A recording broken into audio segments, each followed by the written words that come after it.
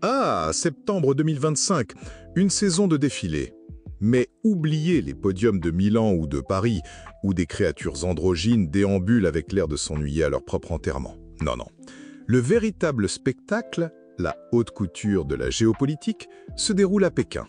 Une grande messe à la gloire de l'acier, du carburant solide et des promesses de vitrification instantanée. Et comme à chaque nouvelle collection, l'Empire du Milieu nous a dévoilé quelques pièces remarquables. Commençons par l'accessoire de la saison, le HQ-29. Sur le papier, c'est un système de défense aérienne à longue portée. Une description aussi plate et rassurante que de qualifier une guillotine de dispositif de séparation cervicale. La presse chinoise, moins pudibonde, l'a baptisé le chasseur à satellite à double canon. Et là, soudain, l'image est plus claire. Imaginez un instant le grand cyclope américain, l'oncle Sam, dont l'œil unique et omniscient est un réseau de milliers de satellites espions, de communication, de guidage GPS, un œil qui voit tout, entend tout, et permet de guider ses foudres avec une précision divine. Le HQ-29, mes chers amis, est une pique en acier trempé, longue de plusieurs centaines de kilomètres, conçue pour une seule chose, crever cet œil. Lui infliger une cécité stratosphérique. Ce n'est pas une simple brique dans le mur de la défense chinoise, c'est le fait de la pyramide. En dessous, vous avez le HQ-19, leur version du THAAD américain pour intercepter les missiles à moyenne portée. Encore en dessous, le bon vieux HQ-9, l'équivalent du S-400 russe, un véritable couteau suisse qui s'occupe de tout ce qui vole. C'est un millefeuille de la mort, une lasagne de la dissuasion dont la couche supérieure vient d'être nappée d'un coulis de guerre spatiale. Et le plus savoureux dans tout ça ?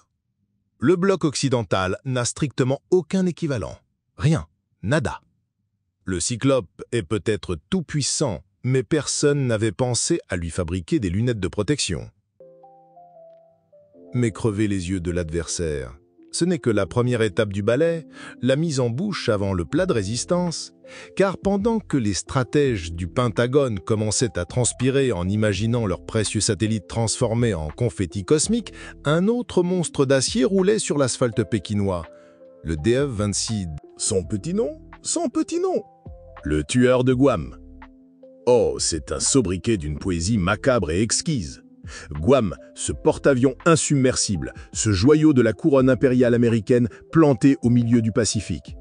Le DF-26, dans sa version originale, pouvait déjà transformer cette base stratégique en un parking fumant. Mais cette nouvelle version D, c'est une amélioration, une mise à jour, comme passer de la peste noire à la peste noire avec option hémorragique. Ce qui est fascinant, c'est la panique feutrée que cela a engendré. Les rapports occidentaux parlent d'un développement hautement indésirable. C'est le genre d'euphémisme qu'on utilise quand on découvre un cancer de la taille d'un pamplemousse sur sa dernière radio. Les États-Unis prévoyaient bien d'investir des fortunes pour construire un bouclier sur Guam, un projet qu'on pourrait baptiser le PROUT, le projet de rempart ostentatoire et unilatéral France-Pacifique. Sauf que le Pentagone, ce titan houppier d'argile budgétaire, peine à signer les chèques. Et pendant ce temps, le DF-26D, lui, est déjà là, prêt à tester la porosité de défense qui n'existe encore pas.